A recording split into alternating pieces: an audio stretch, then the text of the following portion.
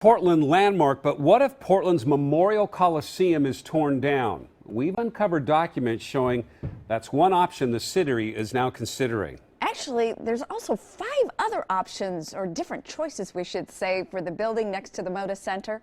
And one of those decisions, one of those options, is coming fast. Chris Woodard, live tonight outside the Coliseum. He's been working to get all these answers tonight. Yeah, and here we go again. 5 years ago, there was talk about tearing Veterans Memorial Coliseum down to build a baseball stadium. Didn't happen. 2 years ago, talk from the former mayor about spending $20 to $30 million to renovate the building. Didn't happen.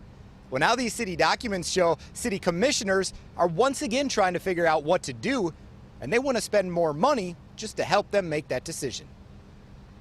Putting the curve together with the glass box. Stuart Emmons loves this building. Natural light comes into the arena. And there is no denying the history.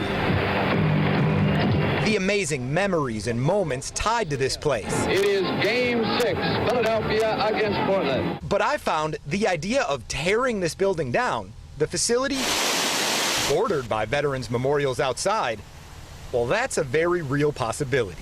They're considering demolition? Are you kidding? I mean, who came up with that idea? I found these city documents showing the mayor has requested studying 4 options. Let the facility operate as is, renovate the building, which could cost tens of millions of dollars, shut it down, or tear it down for redevelopment of the site. I learned city commissioners will vote next week on spending another $125,000 just to study those options. What do you say to those people who say, we're just going to keep spending more money on studying this thing? When are we going to actually have an answer?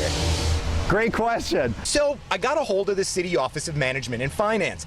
They tell me it's the mayor's idea to pay for this study to get a better understanding of how the options might pencil out financially.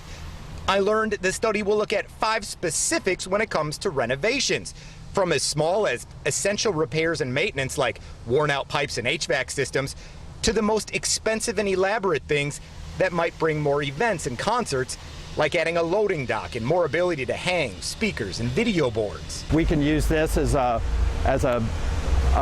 centerpiece for a reinvigorated Rose Quarter. But some ask, why keep throwing money at the aging building? And the study will also analyze the cost and obstacles in tearing it down, even if there are not any specific redevelopment plans.